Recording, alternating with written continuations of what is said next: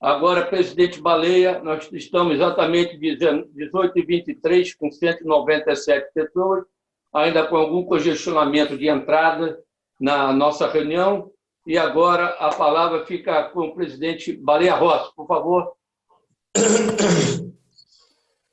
Maravilha. Boa noite a todos os amigos e amigas do nosso MDB, da nossa Fundação Ulisses Guimarães. Saudar o Alceu, nosso deputado federal, presidente do MDB lá do Rio Grande do Sul, um dos MDBs mais organizados e combativos do Brasil. Importante que a gente faça esse registro, porque ali a gente percebe a presença do MDB em cada um dos municípios, está preparadíssimo para a eleição municipal e vai, mais uma vez, mostrar a força do nosso partido. Saudar o João Henrique, nosso ministro, presidente executivo da nossa FUG, que é sempre uma palavra importante para a gente poder fazer os bons debates sobre os temas do nosso Brasil. Saudar o Chico Donato, nosso querido amigo, que tem feito um trabalho exemplar. Participei de todas as reuniões da FUG que tiveram nesses últimos meses e impressionante a motivação, o interesse de todos os nossos companheiros em todos os temas que foram apresentados. Saudar o deputado Caruso, saudar, em nome do Futuca, todos os presidentes estaduais, nossa juventude, o MDB Mulher, Diversidade, Trabalhista, a juventude, todo o pessoal que está acompanhando. Hoje eu vou falar sobre reforma tributária. Acho que o Alceu foi muito feliz em fazer uma pincelada geral no quadro que nós vamos ter no nosso país pós-pandemia. Uma tragédia, uma situação que ninguém imaginava, né? Estamos chegando quase a 65 mil mortos, 65 mil famílias enlutadas, 65 mil pessoas que perderam a vida por causa de uma pandemia que chegou sem avisar e praticamente parou o mundo inteiro. Então, nós estamos num momento crítico, num momento difícil, num momento complicado da humanidade.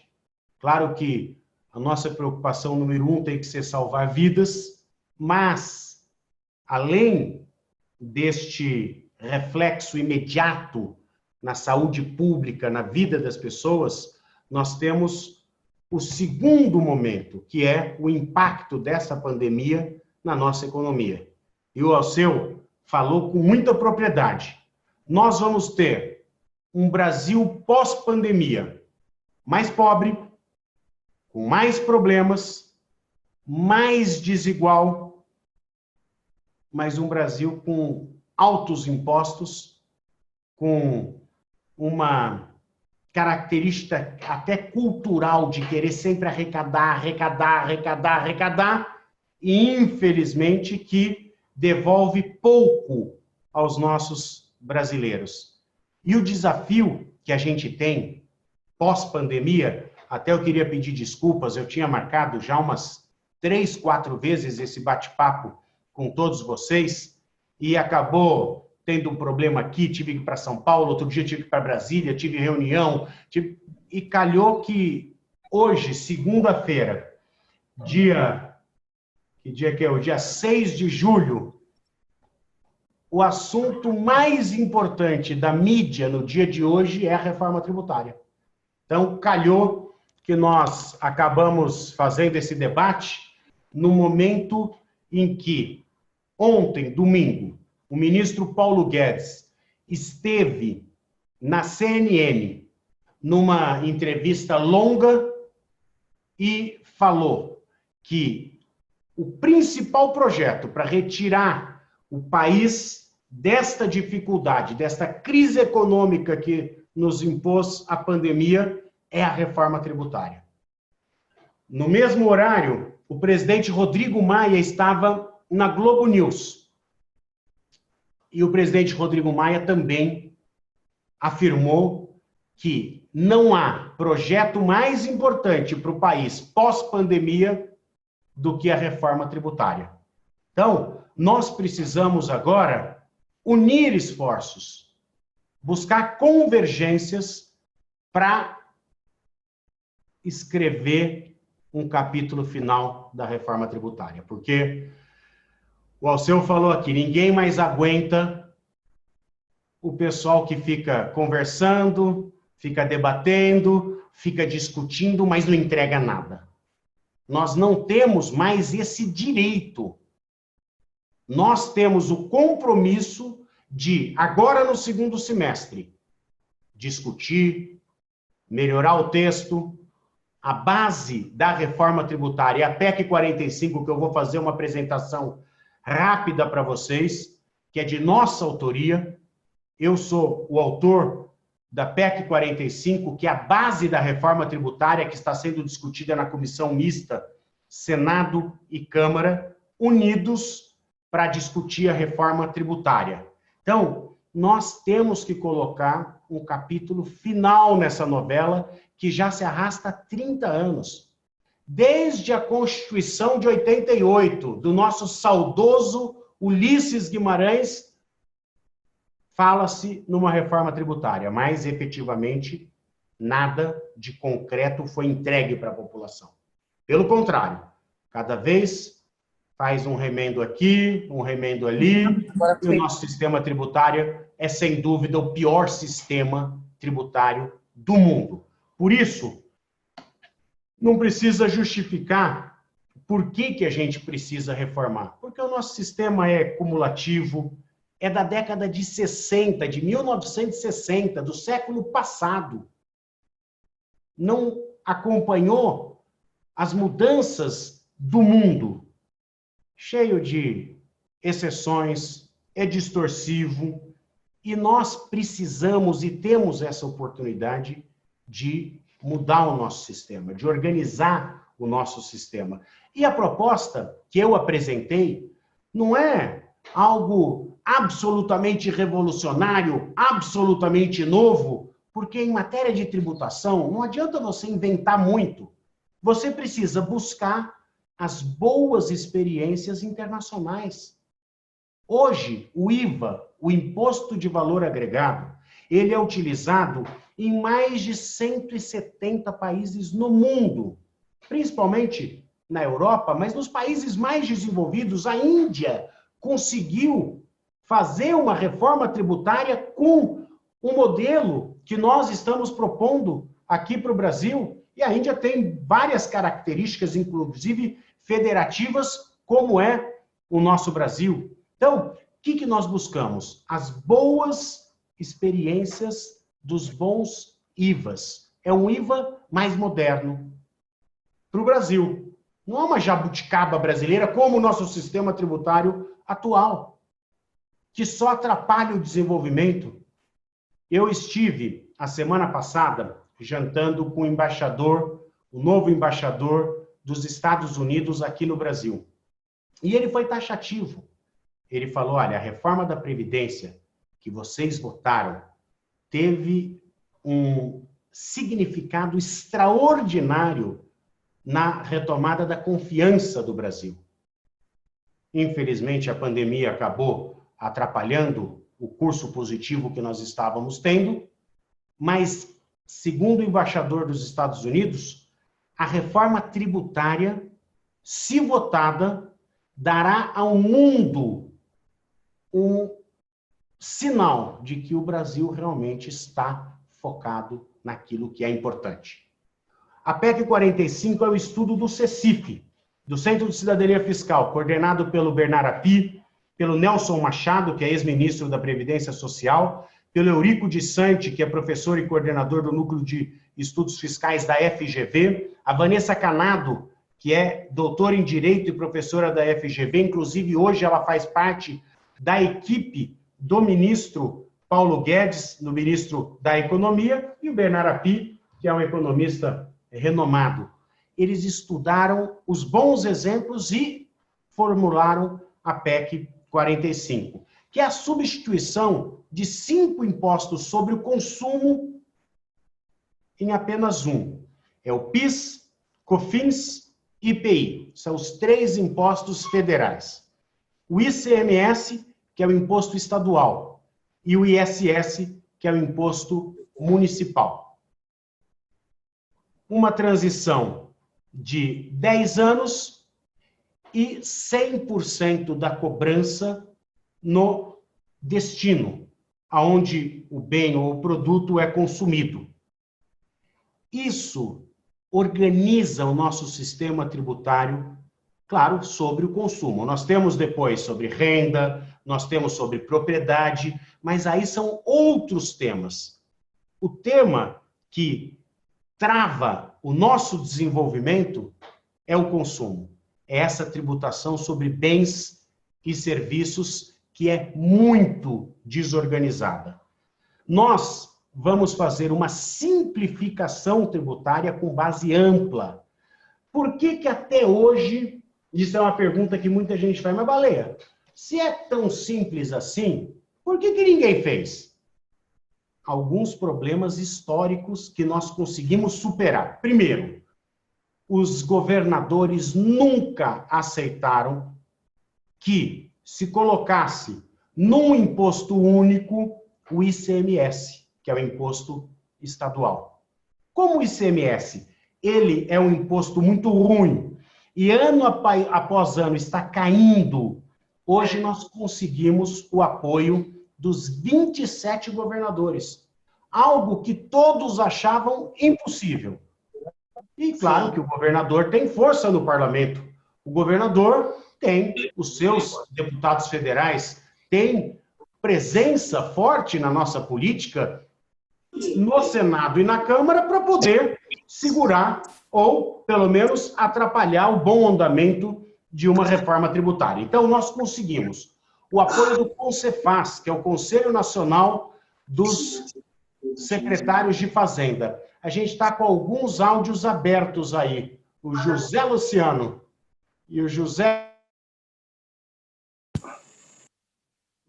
Presidente Baleia, eu fechei de todos aí. Abre o seu, por favor. Maravilha. Então, nós conseguimos superar alguns obstáculos. Primeiro, o apoio do CONCEFAZ, Conselho dos Secretários de Fazenda, dos 27, dos 26 estados e do DF. Depois, nós conseguimos unificar minha proposta, que é a PEC 45, com a proposta que estava sendo discutida no Senado, de autoria do Davi Alcolumbre. Nós já vamos unificar, vamos pegar o que é bom na proposta do ex-deputado Rauli, trazer para a nossa proposta, ampliar, melhorar o texto e vamos fazer uma única proposta da Câmara e do Senado. Então, não vai ter disputa política. Bom, temos o ministro Paulo Guedes, que é a favor de uma reforma tributária. Claro que ele vem com essa história da CPMF, que causa muito ruído, porque a CPMF é uma jabuticaba brasileira, não existe em lugar nenhum. Ela é ruim para o sistema econômico, porque é imposto sobre imposto. Quem paga mais é o mais pobre. Exporta impostos. Então, eu não acredito que a CPMF vá andar, mas nós temos que discutir. Não é? O ministro Paulo Guedes está fazendo uma proposta, vamos discutir. E vamos mostrar que talvez esse não seja o melhor caminho. Outra, o brasileiro não aguenta mais um imposto. Ele, puxa vida, nós estamos num momento difícil. Todo mundo em casa, com dificuldades. Muita gente perdeu o emprego. Muita gente está preocupada. Aí o governo vem com uma solução, não, vamos criar mais um imposto para financiar isso, aquilo. Nós vamos conseguir mais do que isso. Nós vamos conseguir organizar sem aumentar a carga tributária, sem onerar ainda mais a população. Mas nós vamos discutir, porque o Paulo Guedes também é simpático à nossa proposta do IBS, do Imposto sobre Bens e Serviços. O presidente Bolsonaro já falou diversas vezes que é importante ter uma reforma tributária. Mesmo que ele não participe efetivamente do debate, é importante que o governo federal sinalize que o parlamento precisa fazer uma reforma tributária. Nós conseguimos o apoio da Confederação Nacional dos Municípios. O presidente Rodrigo Maia é o grande incentivador desta proposta. O Davi Alcolumbre fez a proposta do Senado e está junto com a gente. O senador Roberto Rocha, do Maranhão, é o presidente da comissão.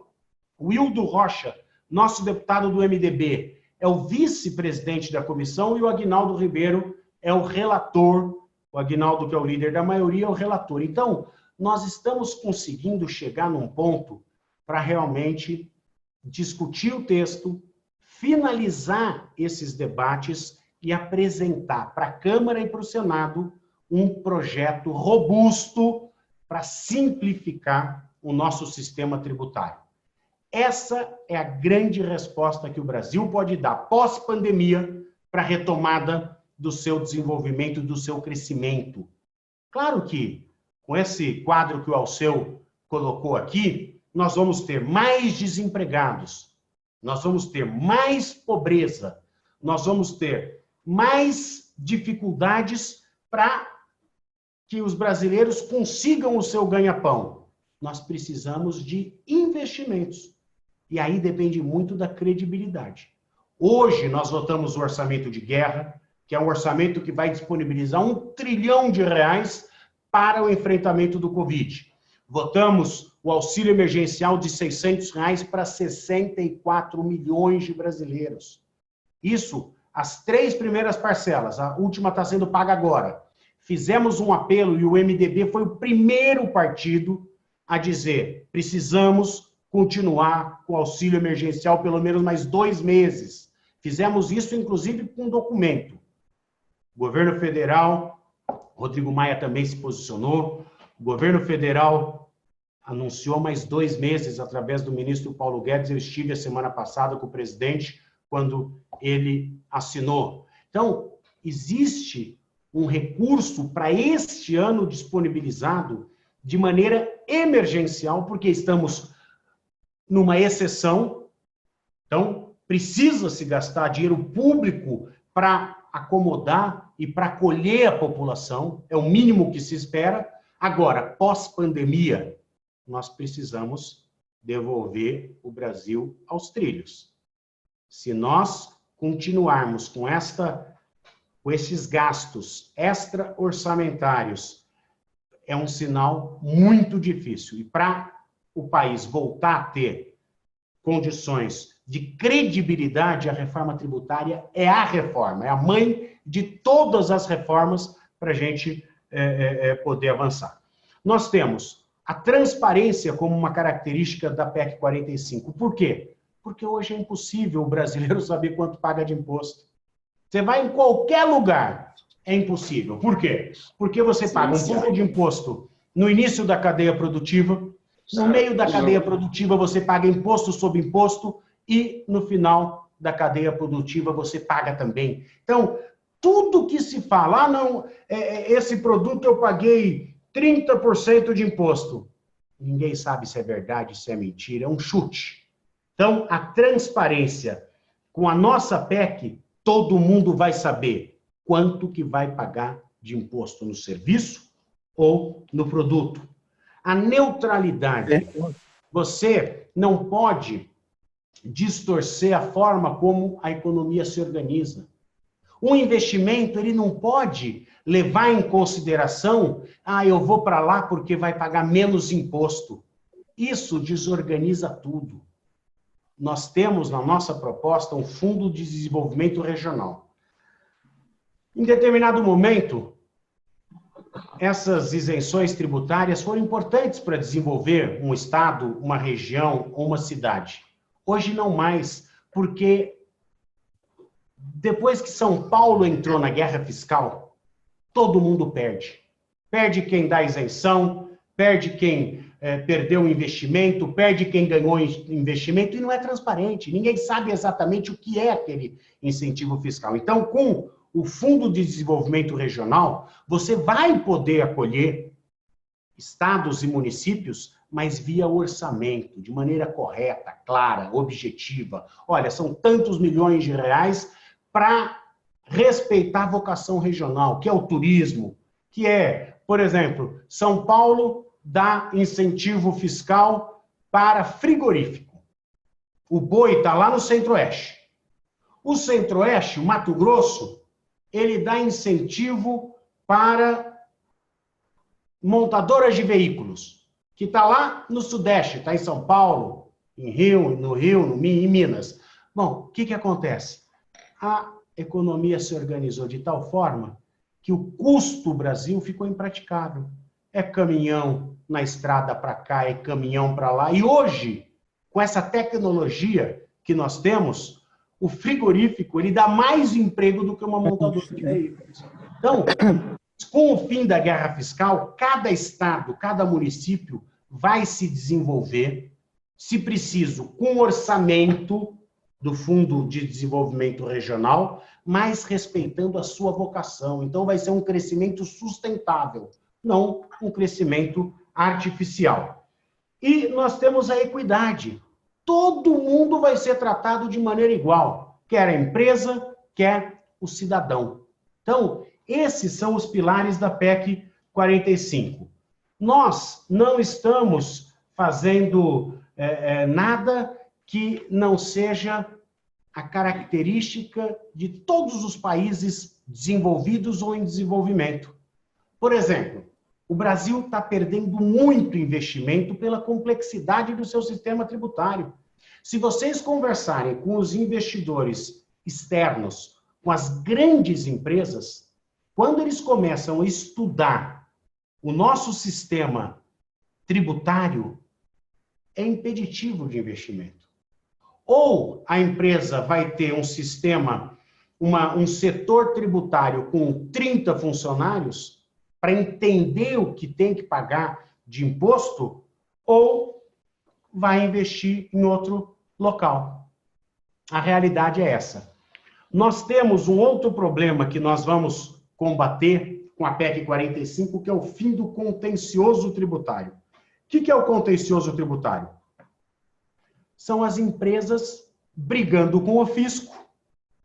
Por quê? Porque nós temos 5.570 legislações, uma por município, do ISS.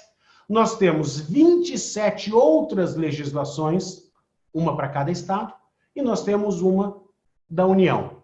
Então, você imagina o que tem de contencioso. Só para se ter uma ideia, no contencioso administrativo, no CARF, nós temos quase R$1 trilhão parado. Que devia estar para desenvolver a nossa economia, devia estar para gerar emprego, que está lá, brigando. Ah, água de cheiro paga 20% de imposto. Perfume paga 30%. Bom, todo mundo vai fazer água de cheiro. Aí vai a briga com o fisco. Então, nós temos R$1 trilhão na esfera administrativa. Devemos ter mais 2 ou 3 trilhões na esfera judicial. Então, nós estamos falando de valores que deveriam estar aqui para gerar emprego, para gerar renda, para gerar investimento, para crescimento do país, que estão ali, naquele contencioso, tamanha complexidade do nosso sistema tributário. 10% do PIB do Brasil está no contencioso jurídico. A média do mundo é 0,2%. Eu vou repetir. 10% do nosso PIB está no contencioso. A média do mundo que usa o IVA é 0,2%. Então não precisa explicar muito, né? Já falei do fim da guerra fiscal, que é um dos objetivos. Melhora o ambiente de negócios. Isso é fundamental. Por quê? Porque você vai diminuir o custo do Brasil. O produto vai chegar mais barato para o brasileiro. Tem um estudo do CECIF que diz que, votada a reforma tributária PEC 45, as famílias brasileiras vão ter um aumento de pelo menos 20% do poder de compra. Ou seja, as famílias vão poder gastar com muito mais produtos dentro do seu orçamento. Tem vários estudos sobre o impacto desta reforma tributária no PIB. O Valor Econômico, há mais ou menos 20, 30 dias atrás, publicou um estudo aprofundado que diz que, votada esta reforma tributária, nós poderemos ter um crescimento de 20 pontos no nosso PIB nos próximos 10, 15 anos.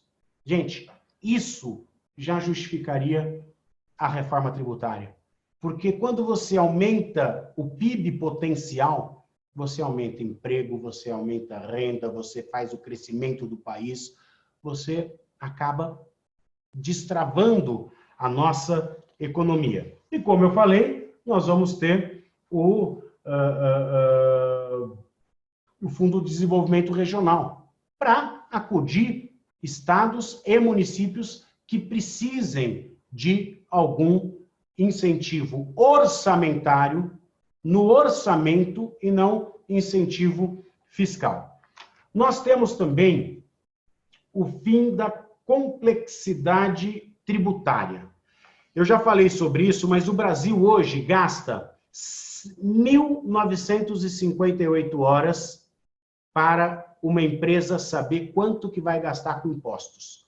A Bolívia é a segunda colocada, gasta 1.025 horas. A média mundial, 206 horas.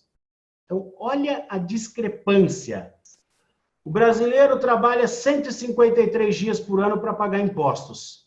Então, nós não temos a mínima condição de manter o sistema atual. É cruel. É um impeditivo do crescimento do Brasil.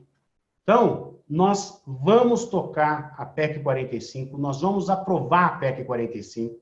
O Marcos Lisboa, que é o presidente do INSPER, tem apoiado firmemente a nossa PEC 45. O Henrique Meirelles, nosso grande ministro do presidente Michel Temer, que recolocou o país dos trilhos, é a favor da PEC 45. Armínio Fraga, um dos pais do Plano Real, é a favor da PEC 45. Se a gente for falar de economistas de renome, economistas que entendem e que compreendem e que estudam esse sistema tributário, vocês vão ver que há um apoio muito grande na PEC 45.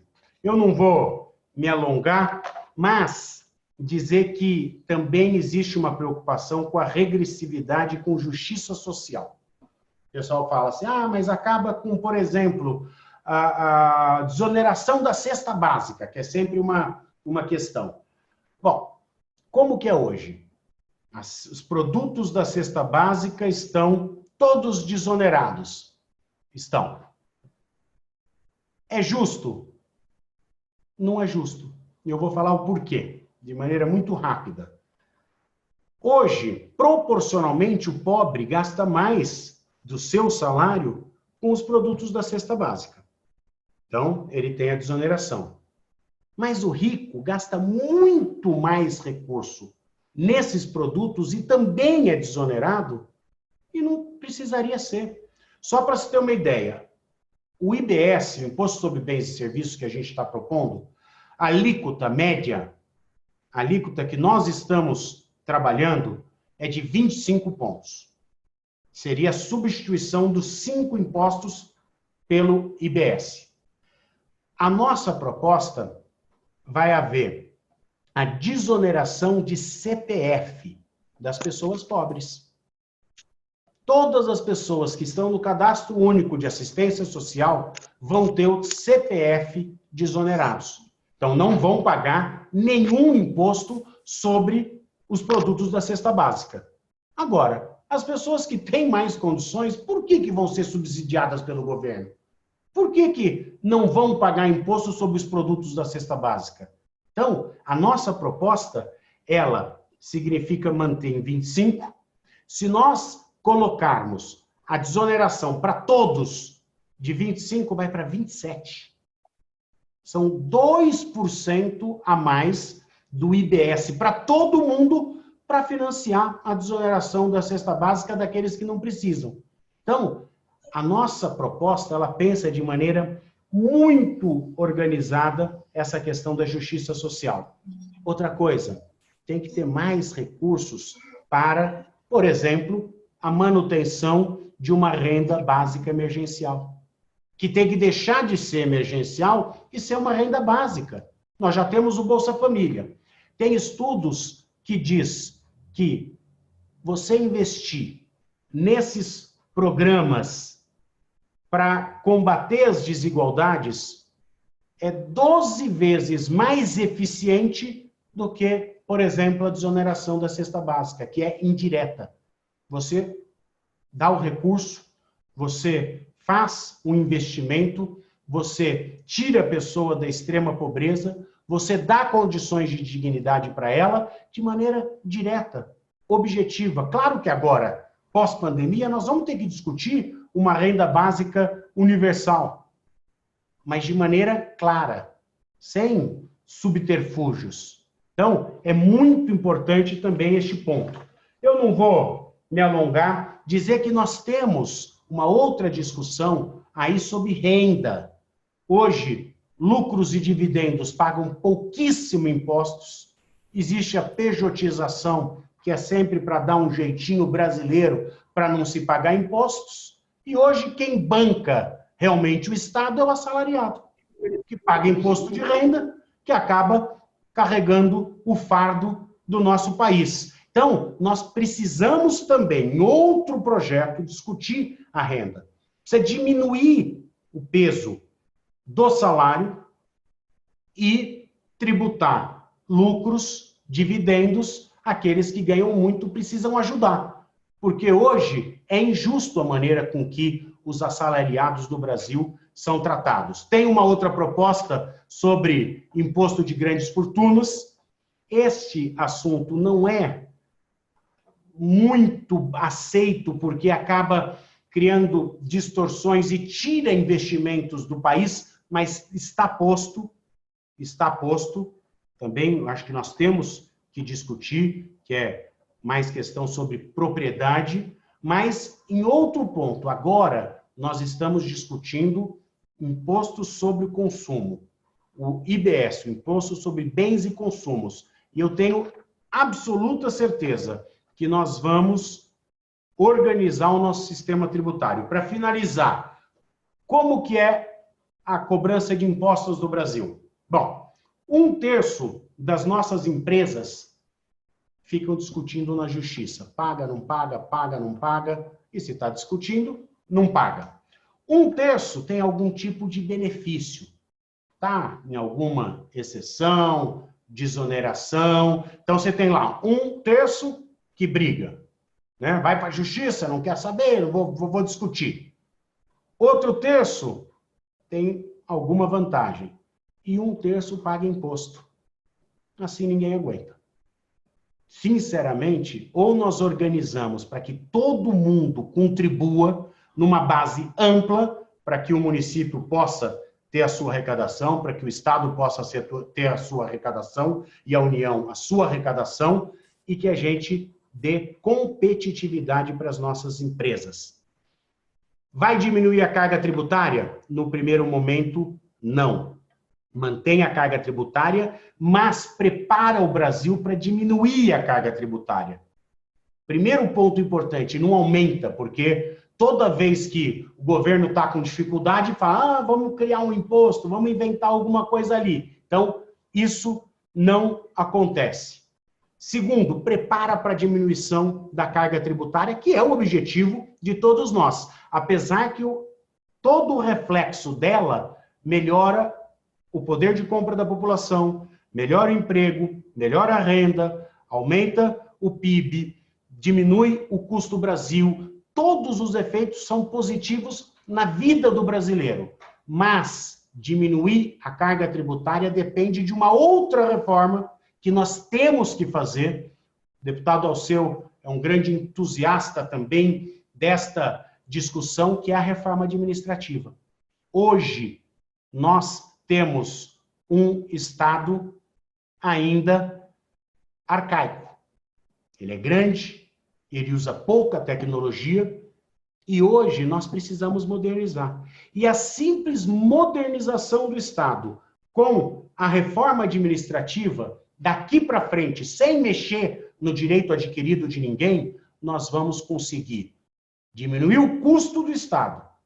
E aí, diminuindo o custo do Estado, nós podemos diminuir a carga tributária. Hoje, 100% do que é arrecadado é para custear o Estado. Se nós diminuirmos o custo do Estado, nós temos condições de diminuir a carga tributária, que é o objetivo final de todos nós, que sabemos que a carga tributária no Brasil é gigantesca perto daquilo que o Estado nos oferece. Espero ter contribuído aí com esse debate da reforma tributária. Estou muito entusiasmado, muito confiante que nesse segundo semestre nós vamos entregar uma reforma tributária que é a reforma tributária do Movimento Democrático Brasileiro, do MDB, que nós apresentamos para que o país possa crescer e se desenvolver. Chico, acho que é isso. Presidente Baleia Rossi, o nosso muito obrigado pela sua participação, deixando algumas informações para a sua presença, a presença do ministro João Henrique, do presidente Alceu Moreira, que está participando conosco nesse momento. Está entrando agora o deputado Celso Mandânia, de Santa Catarina, também está o deputado Tadeu Filipelli, do Distrito Federal, do deputado Caruso. Algumas informações importantes, aproveitando a presença dos senhores e das senhoras.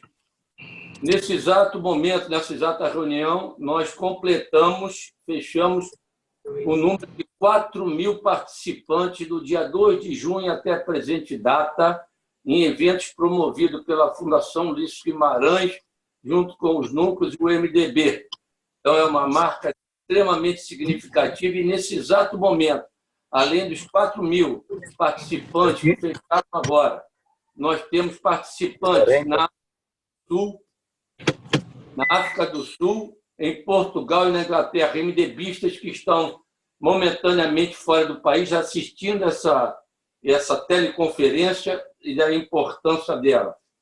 Agradecendo aí aos núcleos, ao Bruno, à Fátima, ao Nestor, ao Assis, ao Breno, à Janaína e à Sabrina, ao João Alberto, representando os presidentes da filiais da Fundação Ulisses Guimarães, as vereadoras Maria do Carmo e Cléo, a TT Bezerra e a Luzia Toledo, entre todas as mulheres já citadas e presentes, e anunciando para esta semana que nós temos aí, como falou o deputado Alceu, na quarta-feira nós temos às 19 horas, durante 50 minutos também, a palestra de Desenvolvimento Urbano e Cidadania e Convivência, com o Murilo. O Murilo é um administrador, hoje é secretário municipal da capital do Recife, uma pessoa muito gabaritada para falar do tema cidadania e convivência.